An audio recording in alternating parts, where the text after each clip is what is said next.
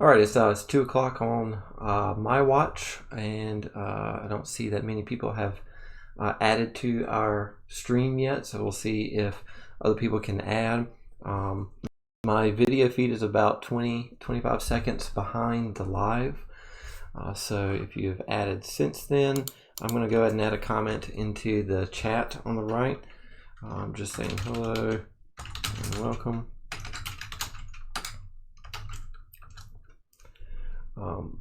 If you are watching this but have not signed in order to make comments in the chat, I need everyone to go ahead and log into their YouTube account with your piece email, and then you will show up here as a participant, and we can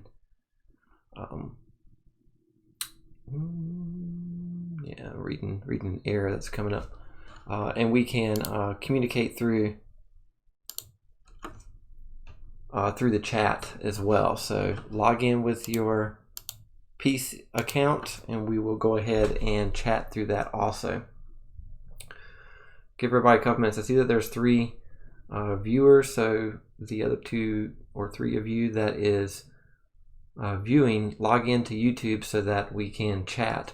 Once you log in, go ahead and type in something in the chat, say hello or something like that, so that I can know that you're able to chat with me.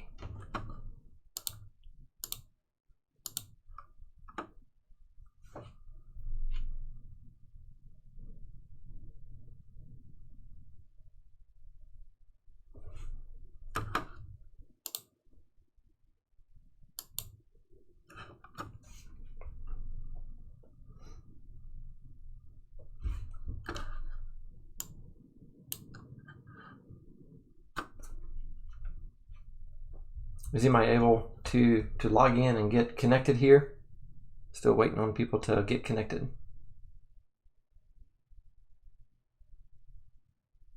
Hi, Kennedy.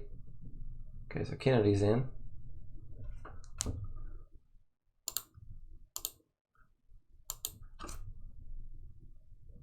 right, hey, Jasmine.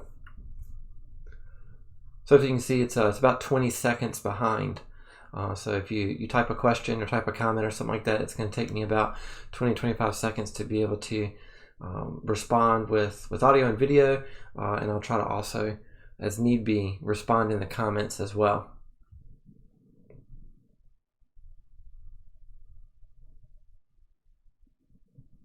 Hopefully everyone else will slowly add to it or will continue on even if the whole class doesn't show up.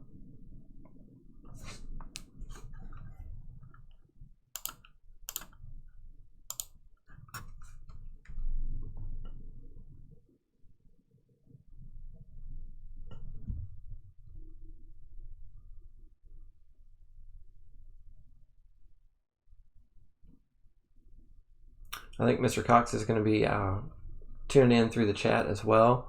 I'm not sure how much he's going to be interacting, but he can answer questions as well through the chat. And we'll try to structure it this way.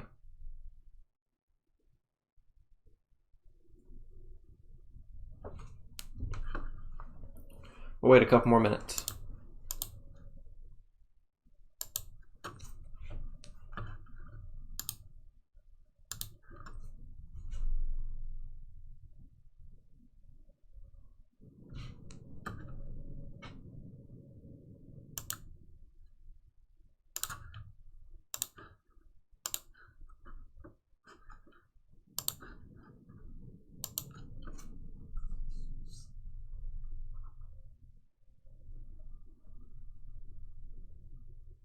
Is my video lagging for anybody? Anybody have any issues seeing or hearing me? Maybe Kennedy and Jasmine, if you're there, type in if you can hear me.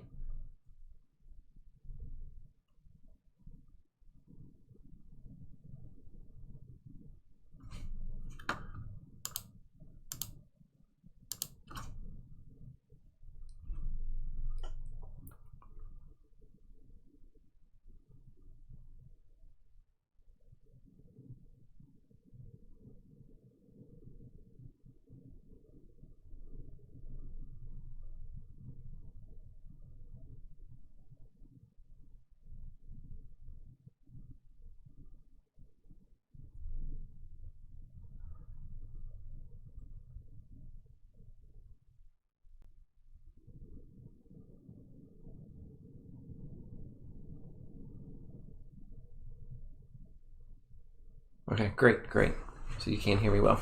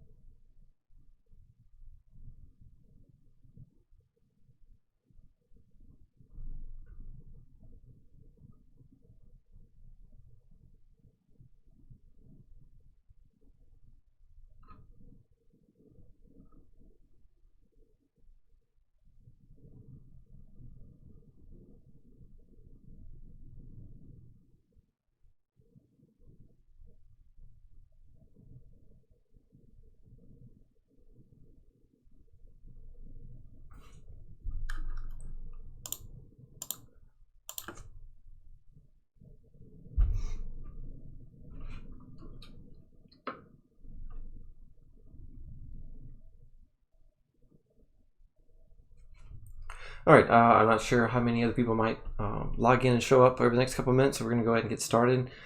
This should be recorded and then immediately uploaded to YouTube when the stream is over.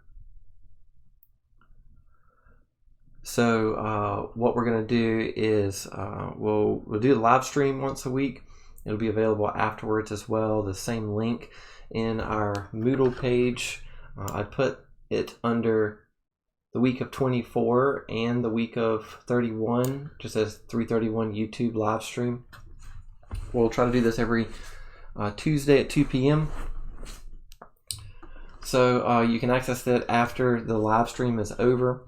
Click the same link and it should take you to the video on YouTube as well. So that'll be something we'll continue to do. If you have questions, put them in the comments there, and I'll try to keep a lookout for them as I'm talking and respond to them as I see them coming in. My original webcam is messed up. It no longer works, so I've had to find another way to get video feed running. So this is actually software that is running through the PS3 iCamera, so it's not optimal right now. Working on getting another webcam now, but at least for today, you can still see me. I've just kind of moved it into the bottom right corner here. So if that's helpful, there I am in the corner. Later when I do a couple of things, I'll expand this to show you what I am talking about, like with the Arduino stuff. So basically what we'll do with the live streams is we'll talk about what we went over last week briefly. We will discuss the new content for that week and then answer any questions that you might have. So this is kind of the only time we have, with only interactive time, pending that we are now in stay-at-home advisory from the state. So our classes moved to completely online. I sent out some emails last week and another one today, just a reminder for this. So the key thing here is all of the content will be delivered in our Moodle page, and email announcements will be sent through the Moodle page. So it looks like we got two other people that are viewing other than Kennedy and Jasmine. So those of you that are viewing but have not logged into YouTube, log into YouTube and then put a comment in the chat over there saying that hello or whatever you want to do. Just noting that you can communicate with us. So if you're viewing but not logged in, go ahead and log in and then make a comment in the chat over there. And that's the way we can communicate back and forth.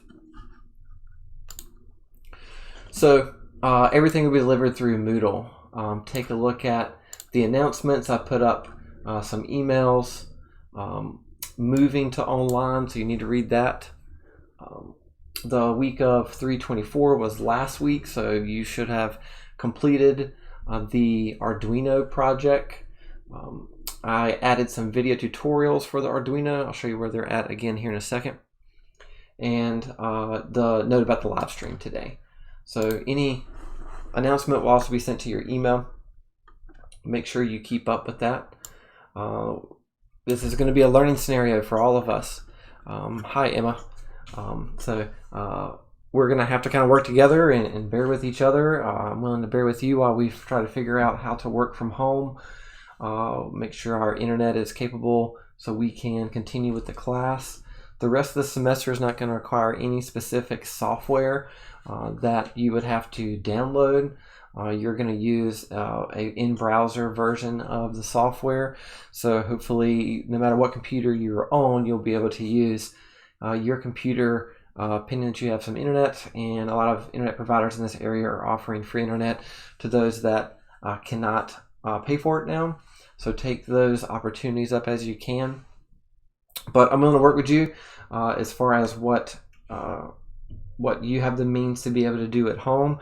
I just need you to communicate with me. This once a week live stream is one great opportunity. I know Mr. Cox and I are always going to be available through email as well. If you would like to also do Google Hangouts, we can do that also. We can do Google Meets, which is kind of a video live feed with more than one person at a time. We can do that as well. So we have opportunities to communicate with each other. And in order to be successful with this class, you need to keep up with the communication with us. You also need to work with your schedule and understand the requirements each week. Just because we've moved to online does not mean that you don't have to do anything for the rest of the semester. We'll still continue with projects and exercises, writing exercises and things like that throughout this last entire month of the semester. So keep up with what is posted. Last week we put up information of finalizing the Arduino project. So that was due today at 2 p.m. The last I looked, there was only 2 or 3 of you that actually submitted something. So those of you that did submit it properly, I looked at those and it is exactly what I was looking for. So go back and look at the Arduino Interactions video tutorial series to complete this. By the way, if you do have questions, just type them in the chat and I can answer them as I see them as well. Those of you that did not turn in the Arduino project, I've extended the due date until this Friday, the 6th, is it the 6th, 6th or 7th? Let's see. Oh, sorry, not the 6th, the 3rd. Getting ahead of myself. This Friday, the 3rd, until 11:59 p.m. So those of you that might have been having some trouble finishing that, uploading it to YouTube, that's what you have a little bit more time to do. This will be the only time I'm pushing back a due date. I can understand that this whole transition has been kind of tough for everybody to manage, but I'll give you until Friday to get this turned in. So with the Arduino project, you should be recording a YouTube video of yourself showing the 3 interactions working properly, and then uploading that to YouTube. I only want a YouTube link there. Okay, so upload that to the Arduino 3 interactions Dropbox, right? A YouTube link. So those of you that have already gotten into YouTube, great. If you have not, then you need to set up your YouTube channel and then upload a YouTube video. I'm gonna see if I can move this up a little bit so we can see. So watch the video, but what I have, I'm getting close to it, is all 3 interactions on the board at the same time. So it'll be a little hard for me to show everything with my camera, but watch the videos. I explain how to do this. Those of you that need help, you're welcome to email us as well, but all 3 interactions should be on the board at the same time. I actually have 4. So I can get my fingers over here. So the top one is the 3 blink. The one that is lit up, whoop, nope, the one above that is the button press. The one that is lit up is the turn knob pot. And then this last one is the speaker. Find the speaker right there. Okay. So all 3 interactions need to be on the board at the same time. I'm just showing 4 to show you all the 4 options that you can do. So take a look at those videos. What you'll need to do is open up your PDE, or as you start to work with it, it's going to convert that into an INO file and upload each one of these to your board at the same time. So with my board, this is the 3 blink LED, if I click on that to upload that, let that compile, make sure that's plugged in. It's trying to compile. Make sure my board and port. Yeah, that looks good. Okay, my Arduino was acting really slow earlier, so it might have an issue with it uploading. But the idea, if it'll compile, is to upload one code, or the blink LED 3, and then show me that that code is working, and then go to the next one and upload the push button or your other interactions. Make sure that is working as well. So you, in your YouTube video, need to show me that all 3 interactions are working. I don't need to visually see the code. I just need to see that they're working on your board. So you can just focus the camera on the board as well. So that's what's due for the Arduino project. I think it's crashing on me, so I'm going to move on to something else. Watch the video series. That will kind of show some of that as well. All right, a couple more viewers. As I mentioned earlier, if you haven't logged into YouTube with your Peace account, log in and then add a hello or something like that comment. So that way, hi Skylar. That way I can know that you are logged in and part of the chat here. So if you have questions, add your comments there. All right, does anybody have any questions on the Arduino project?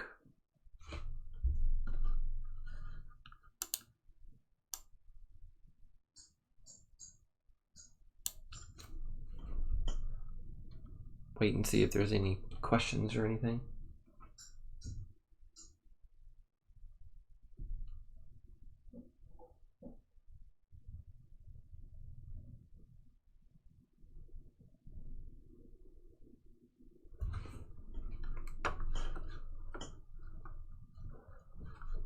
So also for the reading, you should be working on the Chapter 5 assessment.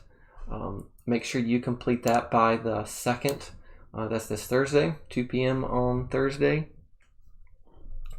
I'm not skipping over anything, any questions that y'all might have, so go ahead and type your questions if you have them.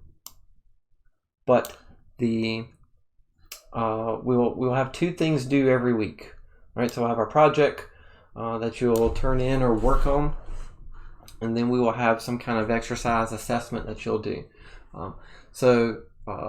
Complete the Chapter 5 assessment as well.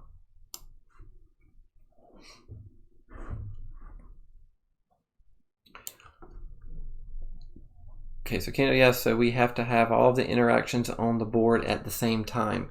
Not necessarily, that's the way I suggested to set it up.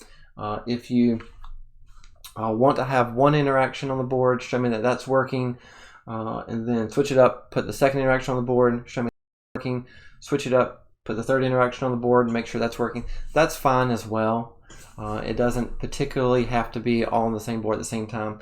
Your video that you upload to YouTube or videos just should show me that all 3 interactions are working on your board, that you can set them up. So it makes it easier if everything's set up at the same time, but you don't have to do that.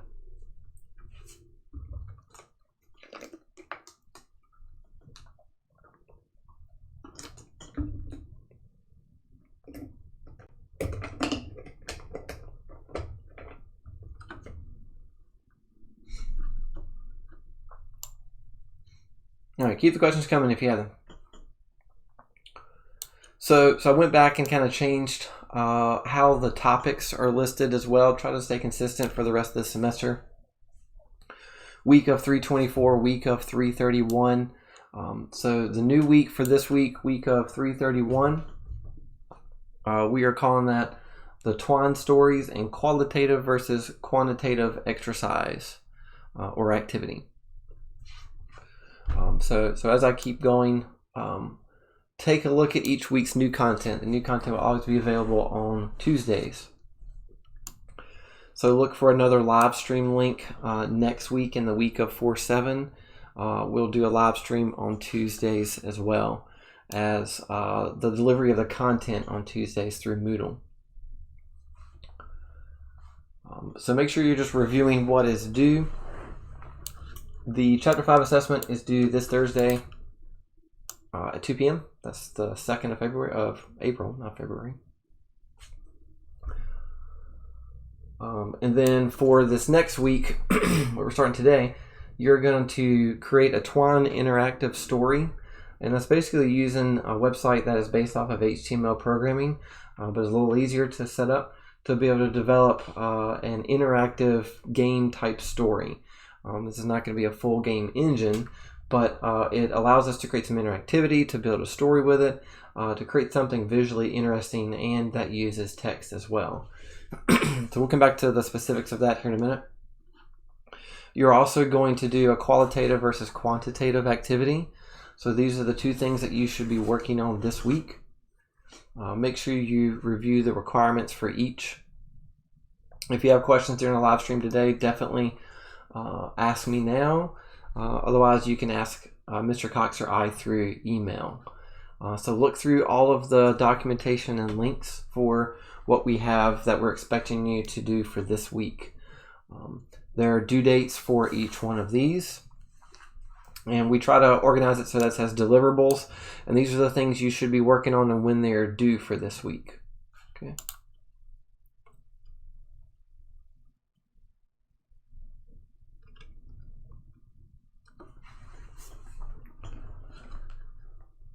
All right, so if you don't have any other questions on Arduino, anything that we've discussed for the week of 3/24, I'll give a couple more, like a minute or two more, for any questions there. If you don't have any more, we're going to move on to this next week that we're starting today. So just a reminder, if you added late or whatnot, I've extended the due date for the Arduino 3 interactions submission to this Friday at midnight, 11:59 p.m. And the other thing that's due is a Chapter 5 assessment, which is due this Thursday by 2 p.m. That's what you need to work on for requirements from really last week.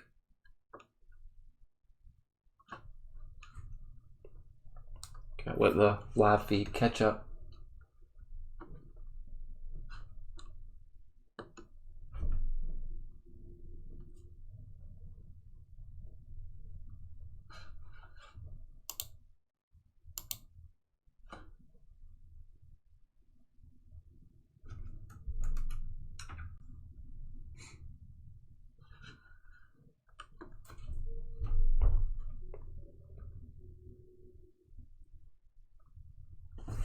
All right, so it's probably caught up about now. As I mentioned earlier, I'm about 25 seconds ahead of the live feed. So if you ask questions or anything, it's going to take me about 20-25 seconds to be able to see them and then respond.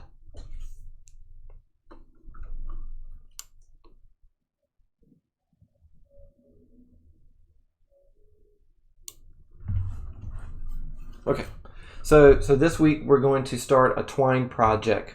If you have done anything with Twine before, please put it in the comments and say, yes, I've done Twine. That's kind of interesting to hear. I really like Twine. Twine is an HTML cascading style sheet, or what's commonly referred to as HTML5 based interactive tool. You can download a standalone software, or you can use the in-browser version. I'm going to suggest that you use the in-browser version because everything can just be saved through the browser and then downloaded as an HTML file. But caveat to that, and I mentioned this in the videos and the Twine resources as well, is that it is only going to work effectively if you use Chrome. So right now I am using Firefox, but I know it is going to work perfectly if you use Chrome. So if you use the in-browser version, make sure you use Chrome. No matter if it's on a Mac, Windows, or a Chromebook, it should all work properly on Google Chrome internet browser. So take a look at the Twine resources. I'm just going to hit Control, click to open up in a new tab. There's the link, twinery.org. Make sure you're using Chrome. Here's some specifics of Twine. Make sure you read through all of this. This is going to be our project for the next 2 weeks. So the overall project is going to be due 2 weeks from today, which I believe is the 14th. 14th, yep. I have a lot of links here, so a lot of interesting comments, helpful things to get started. Twinery Cookbook is from the Twinery website. It's some major information of how to get started and all of the major interactions that we can do.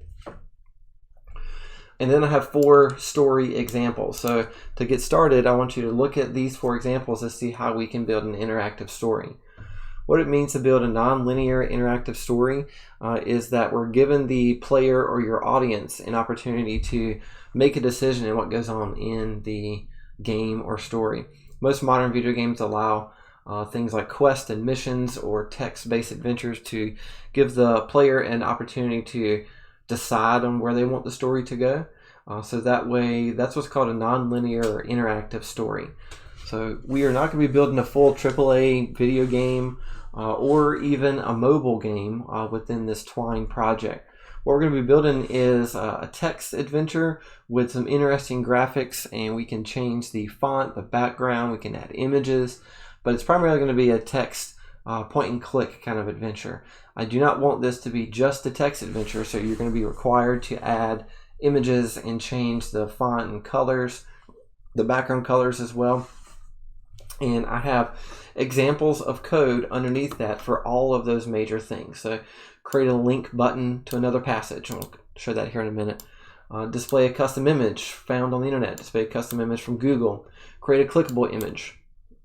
Each one of these shows you the basic code of how to set this up. How to change the background color. How to change the background to an image. How to change the overall font. The font color. How to change the link font or the button font as well. How to align the text from center, left, or right justified on the page. These are some basic ways that we can make refinements to our Twine stories. Oops. Okay. All right, so take a look at that. Please just read through all of the content that we have up here to get started.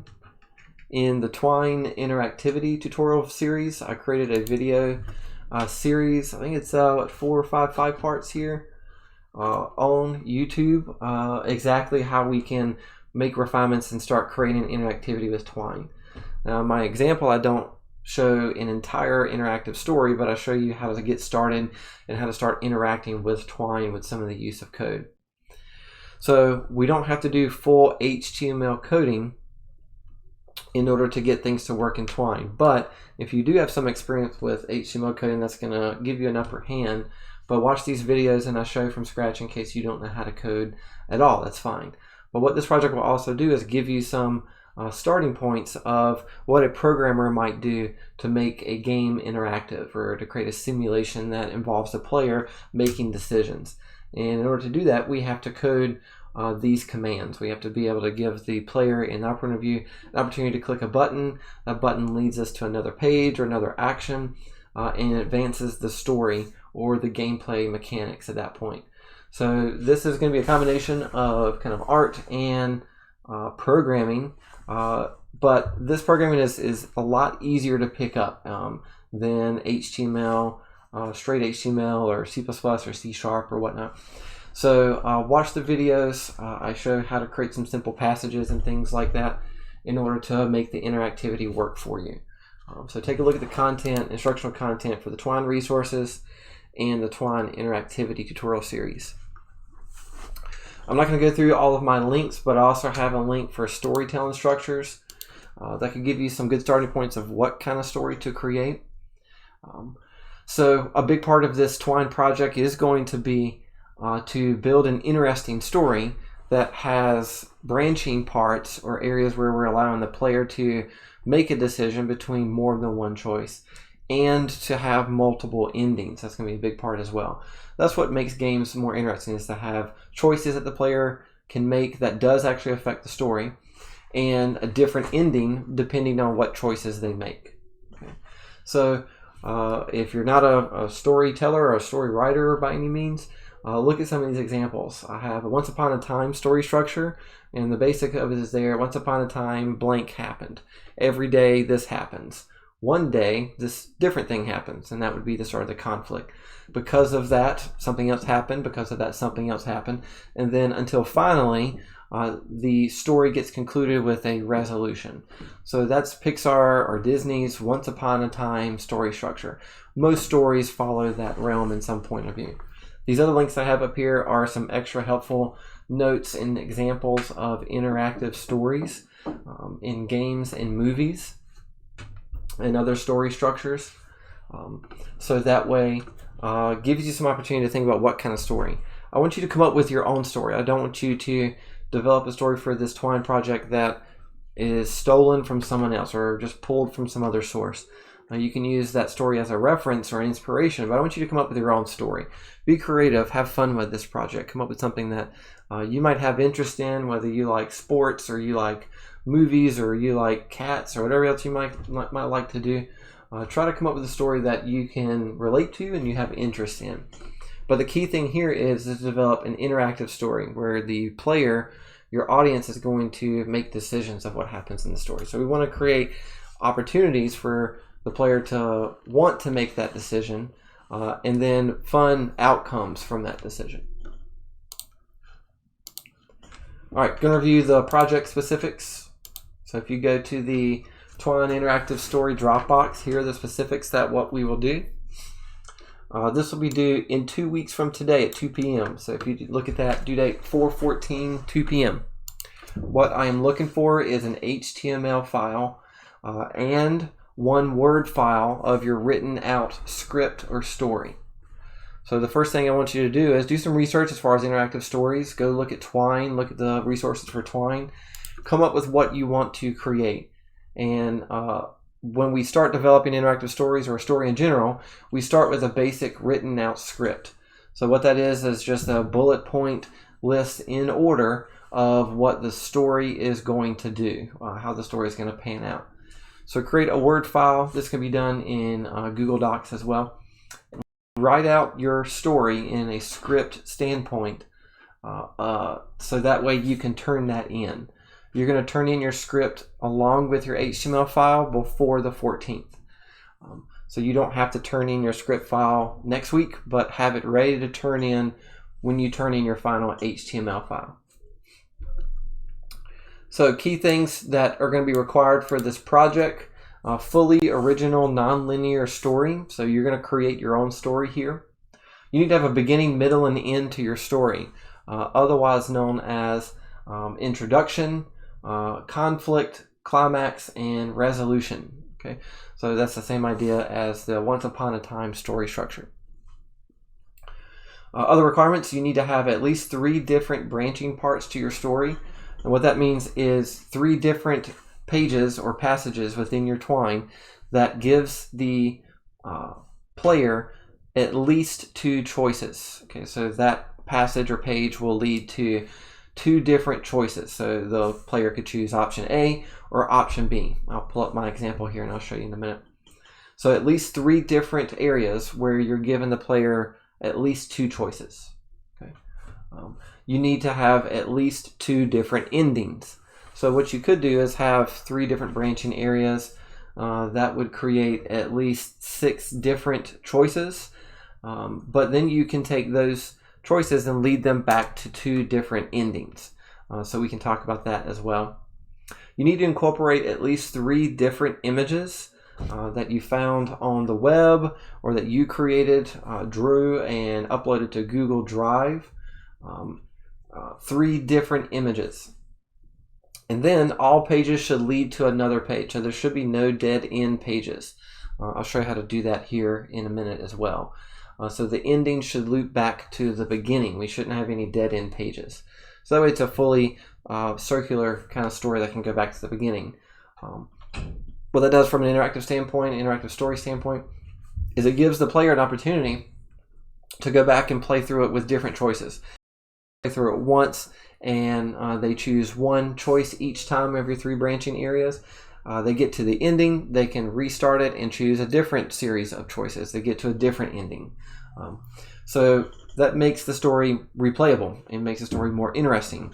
And a lot of games, a lot of interactive stories use this method. So that's the overall requirements. You're going to turn in a script. Go ahead and work on the script this week. That shouldn't take you too long to block out a script. I'm not looking for 10-page script, just a 1-page bullet point script of the major things that's going to happen in your story. And then save that to turn that in when you finish your Twine HTML file. Download your Twine HTML file and then submit the script as a Word doc and your HTML file of your Twine story.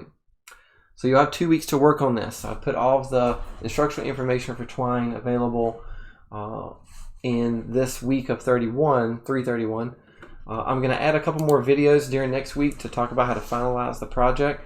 But overall, the main content of how to make things run in twine is already listed up here, like in the video series and in the twine resources area. So go ahead and look at all of that and get started. We've also added a qualitative versus quantitative activity. This will be due next Thursday, that's the 9th. If you look at that, hit Control-click to open that up as well. What you're going to do is to do an activity or exercise that practices both qualitative results and quantitative results. So read through this, record your videos of yourself and your test flights, and then turn that in, your videos as YouTube videos, into this Dropbox. So basically what you're going to do is we're going to test out how to make paper airplanes. And you're going to test out better quality examples versus more quantity of examples. And we're going to review the results. I want you to review the results and show what you've learned from this activity. So Mr. Cox has put up descriptions for this project or activity. And read through those. You're going to record your videos and then write a paragraph of what you've discovered from the qualitative version versus the quantitative version. So this is a pretty integral and key part to working with others, or also just learning how to improve your process. Early in the semester we talked about design processes, and this is also incorporated into a design process of understanding how to improve your workflow, how to be more effective, and to figure out what's the best way to overcome any obstacles that you might come up with projects. So we do these kind of activities all the time in the industry, so it's definitely something to practice with and get used to. Every project might be better from one of these two examples. Might have better work and focus on more qualitative resources or references, or quantitative references as well. So take a look at this. This will be due on the 9th, next Thursday at 2 p.m. Does anyone have any questions on the twine story project or the qualitative versus quantitative activity? I'll pause and see if there's any questions there.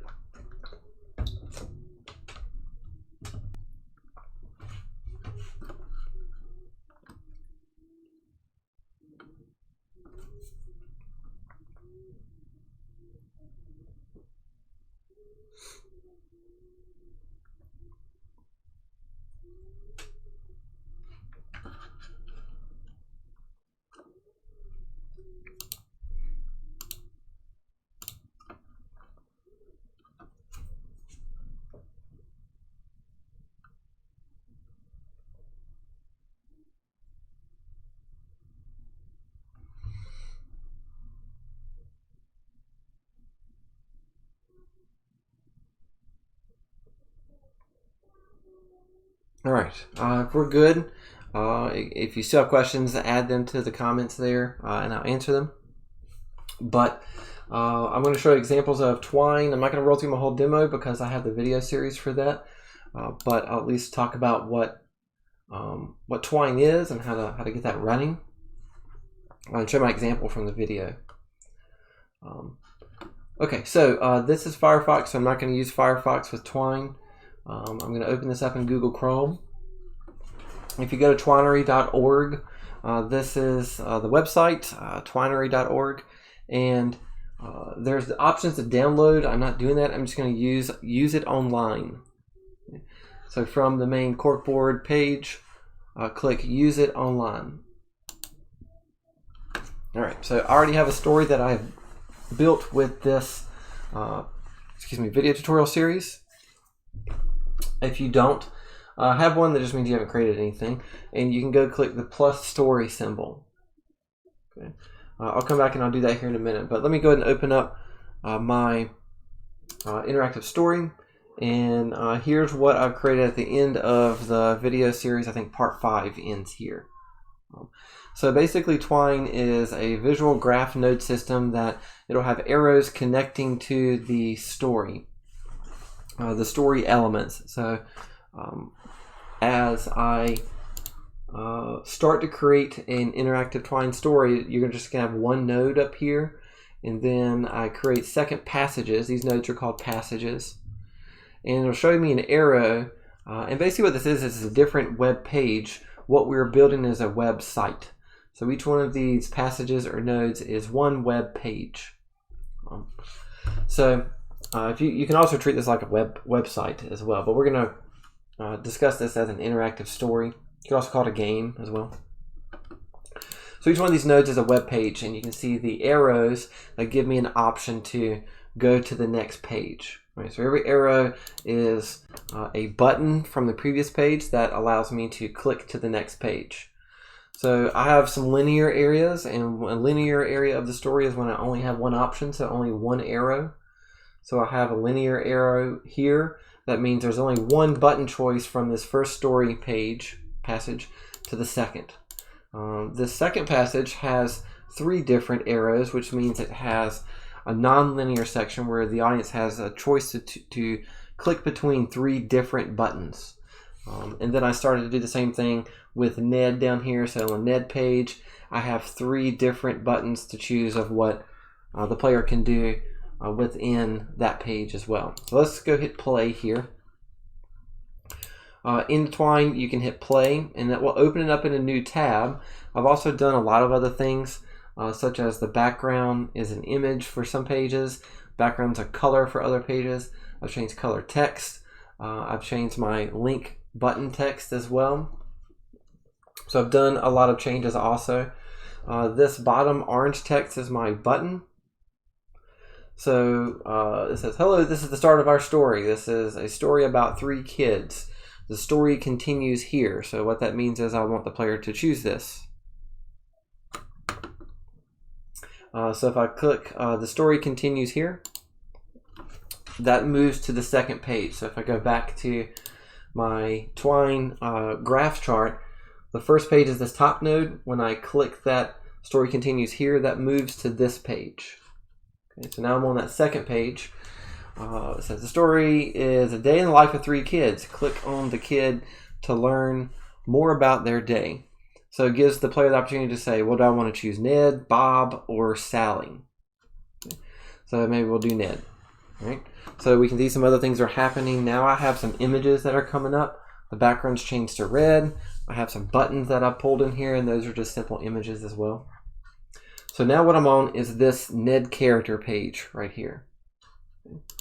From this Ned character page, I'm actually now changed it from a text button into a picture button or an icon button.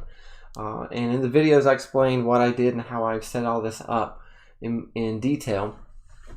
But what I want to do is I click a button to determine what Ned does next. And I don't want the player to know what these buttons do until they click the button. So a lot of kind of fun ways we can interact or want the player to interact with this. So if I click a button, that now leads me to my next page. I don't have any content here yet. But now what I'm on is, let's see, which one did I choose there? Let's go back. Yellow button, yellow button. So now I'm on the yellow button page. So now I would start to add new content to that yellow button page. What I want to do is give interesting ways the player can interact with the story.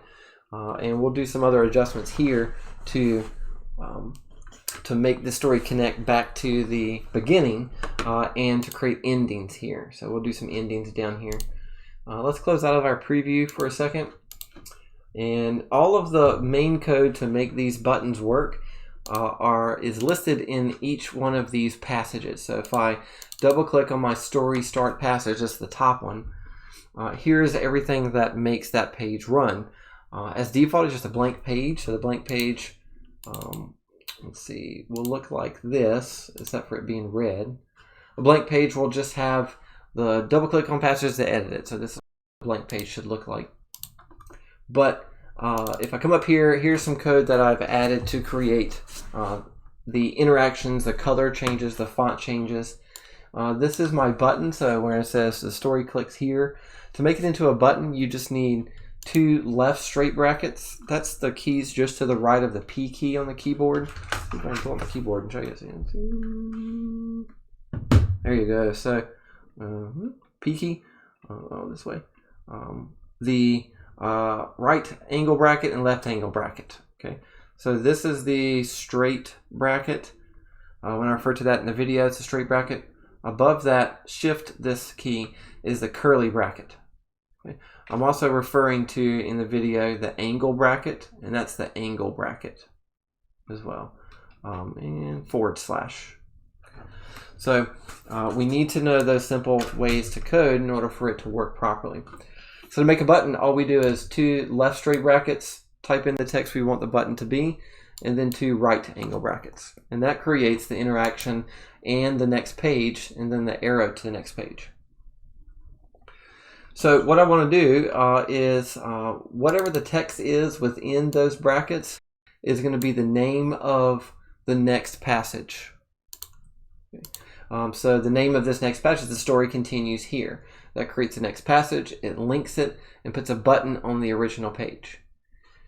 So one thing I haven't done in the video series yet that I'll be doing later this week is to talk about how to connect it back up to so that we don't have any dead-end pages. So if I go to Ned yellow button again, I can type in something for what happened to Ned. Ned wakes up, eats a big bowl of cereal, gets really tired again, and falls asleep until the next morning. Okay, so that would be ending 1. Okay, so if we choose the red button, we can say Ned wakes up, period, and we can even return down some. If I return, that puts the next text down lower. Ned wakes up, Ned goes for a jog around the neighborhood. He meets an angry dog. Oh no. The dog chases Ned back to his house. Ned cries and stays inside the rest of the day. Okay, different ending. Alright, so the third one, Ned blue button. Ned wakes up again. His friend Bob calls, asks to play at the park. Ned meets Bob at the park. They play on the jungle gym.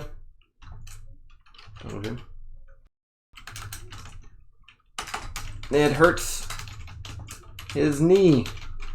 Oh no. Oh no. Ned cries and goes back home. Okay. Ned cries a lot, I guess. Ned will be our cry character. Alright, so those are 3 endings. Okay, so now if I hit play, go click continue story, we go to Ned. What happens to Ned today? Well, let's click the yellow button. Ned wakes up, eats a big bowl of cereal, gets really tired again, and falls asleep until the next morning. So that's the end of my story.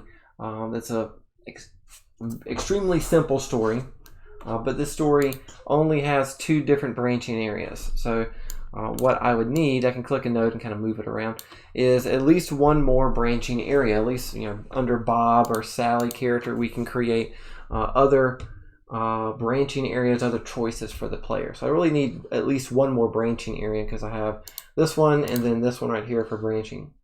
But this story now has an end, but I don't have a way to really get back other than my back button over here. So we want a text button or image button to get us back to the beginning.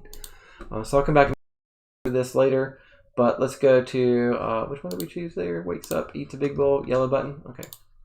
So let's go to yellow button, and what we're going to do is add a button underneath that takes us back to the story start. What I need to know is exactly how this story start passage name is written. So this is story space start, and see what's capitalized and what's not. So under Ned yellow button, in order to sync it back to the beginning passage, and also to create a new button, we're going to do two straight left brackets. And then we're going to type in story start. And as you can see, if there's a button already or a page passage already set up like this, it'll see if I want to connect it back to that page. So do story space start, two right brackets. All right. When I close out of this, what that'll do is that'll put an arrow back to the story start. So that way I know if I choose this yellow button ending, I have an option to get back to my story start. So let's go back and test again. Hit play. Story continues here. Go to Ned. Once I hit the yellow button, there's my end of my story.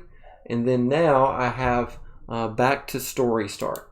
So that takes me back to the beginning so that I can come back through and choose a different option and then eventually get back to the story start again. So in order to connect something back to your beginning story, two left brackets, we'll type in whatever your story start is. You can double click on it, it'll finish it off for you properly. But two left brackets, type in the passage name, two right brackets. Then now what we see is the red button goes back to the story start as well. Now we just need to do the same thing for the blue one. Turn down, do story start, and let it finish that as well. So it actually is pretty smart, and we'll try to finish things for you also. So that way all three of my Ned character endings go back to the story start. So these are just some ways to be able to interact with Twine to be able to give the player an option to build their own stories. There's no save button, so as you're making your adjustments, it's saving it to the Twine website as well. But just to let you know, when you turn this in, you're going to click on the name for your story and choose Publish to File. So if I do that, that will download it as an HTML file, and then you're going to upload this HTML file. Turn it off. So basically when you click on an HTML file, it's going to load all of that content that we developed in a new web tab, and then you'll be able to see that all of my interactions, the red button leads me back to the story start, and it all works as I intend it to. Okay. So if you go back to home, you can create a new story and call this one, let's see, Ned, Bob, and Sally's story. Whatever you want to call it. Okay, so this is the new passage, a new story. I'm not going to roll through the whole process, but I'll show you how to get started here. So if you double click on that beginning passage, this will be our story start. So typically I will just call this one story start. And then we can say similar ideas. This is a story about 3 kids, Ned, Bob, and Sally. We'll do a colon there. All right. Continue clicking to follow their daily story. ... Okay. So then I can say like, click here, and I want the audience to click here. That's kind of cheesy just to say click here. So instead, we can say what we did earlier. The story continues. ... Something like that. So then I want to use this, the story continues, as my button.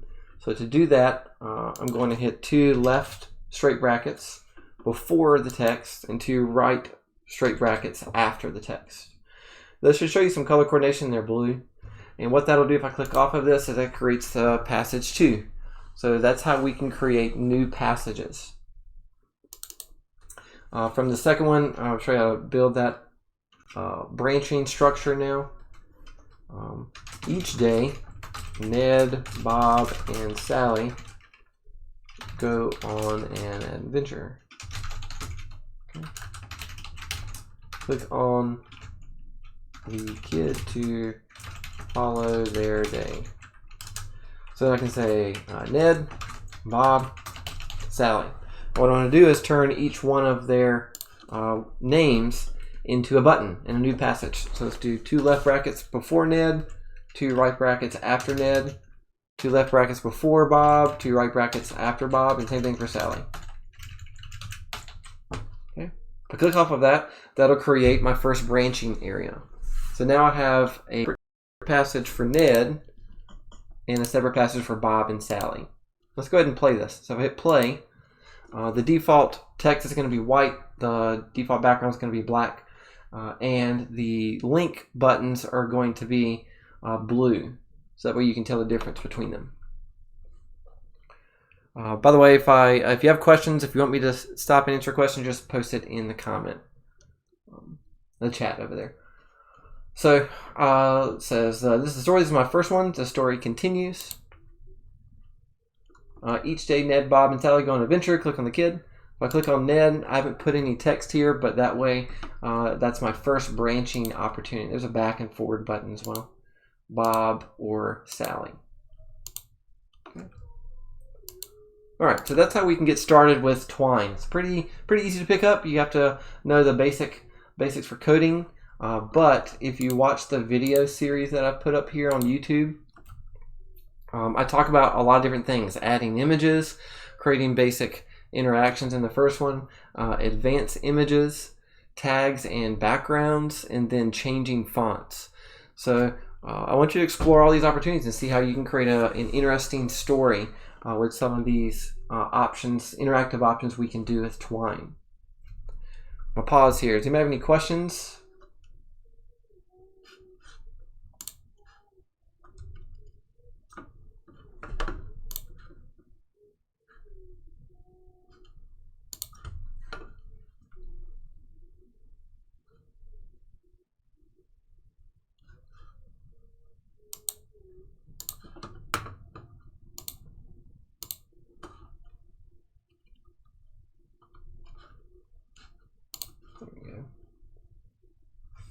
Okay, I'm going to click on one of the examples.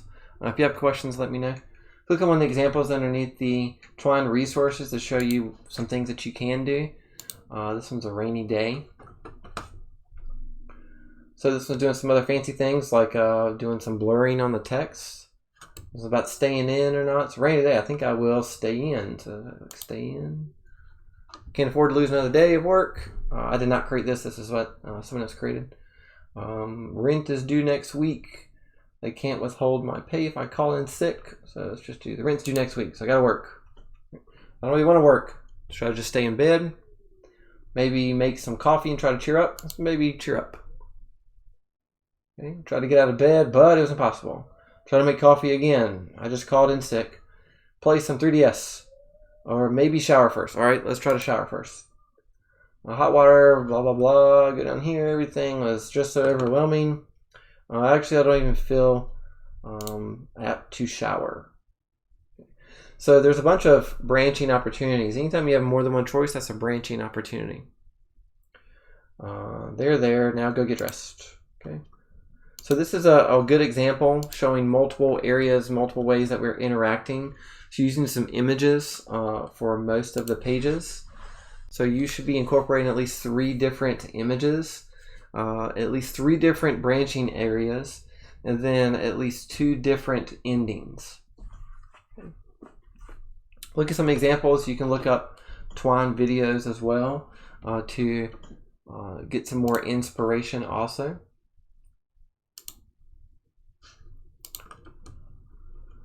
But that's the project we're working on starting today. This will be a 2-week project. What I want you to go ahead and work on and have completed by next week, although you do not have to turn it in until the 14th, is the Twine story script. So just bullet points, visual list of the major elements of your story, what you want your story to do, and have that ready and finished by next week. If you'd like me to look at that, I can definitely look at that before then as well. The final Twine interactive story is due on the 14th. Okay, so that's 2 weeks from today. All of our due dates will be at 2 p.m. So make sure you get things turned in before 2 p.m. The other thing you should be working on, well, first go up to week of 24 and finish the Chapter 5 assessment. That's due this Thursday, the 2nd. And then after that, what's due next Thursday, the 9th, is the qualitative versus quantitative activity. So you'll need some paper for the qualitative versus quantitative.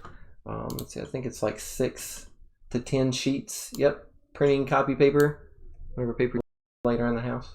And you're going to make paper airplanes out of that, so make sure you work on that as well. If you have any questions about this stuff, you can send myself or Mr. Cox an email. What I would rather you do is send us both the email so that we both can be aware of the communication and any questions or issues you may have. So copy me and Mr. Cox on the email as well if you have questions. But that's the overall setup of what we're going to be doing this week of 331. Does anybody have any questions, like final questions? Because that's all the content that I have and want to talk about within this live stream. I can answer any questions that anyone may have. If you have questions, put it in the chat. Do you have any questions on our conversion to online? What is expected of you from week of 24? What is expected of you for the week of 331, which is today? Really, any questions that anyone may have, we can pose those and answer those now. So I'll pause and let the video catch up. If you have questions, let's ask them now.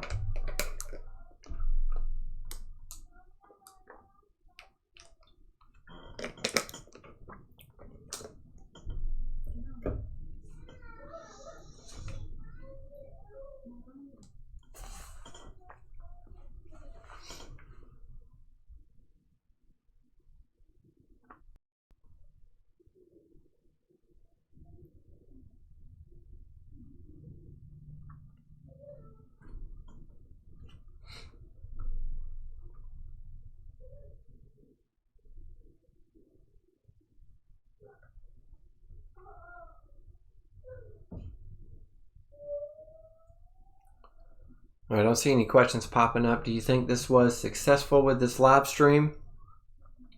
Was it helpful for you?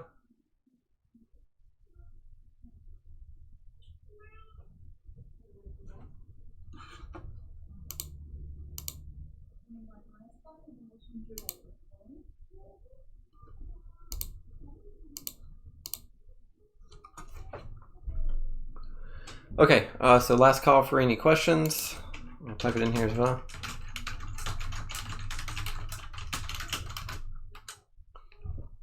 Last call for questions.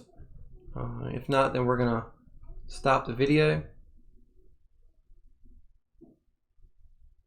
This will be added to YouTube as a recorded video after this is done, so you can review this as you need to. Great, can you say it was helpful? Awesome. So we can do this every Tuesday at 2 p.m. You can still send us emails through or questions through email, but we'll do this once a week live stream and see how it goes.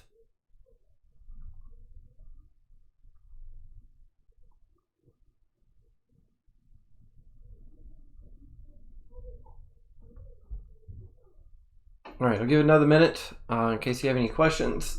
If not, that's all I got for you for today. Get working on the Twine project. Complete the Arduino project. If you've not done that, you have until Friday to complete that. Complete the Chapter 5 assessment. Start working on Twine project, and then start working on the qualitative versus quantitative.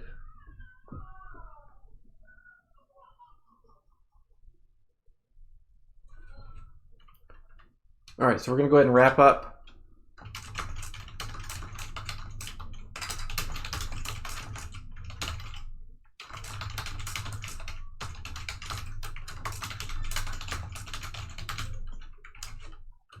All right, hope everyone's staying safe. Take care. take care of yourself. Try to manage your time, and we will pick back up again from a live stream next Tuesday.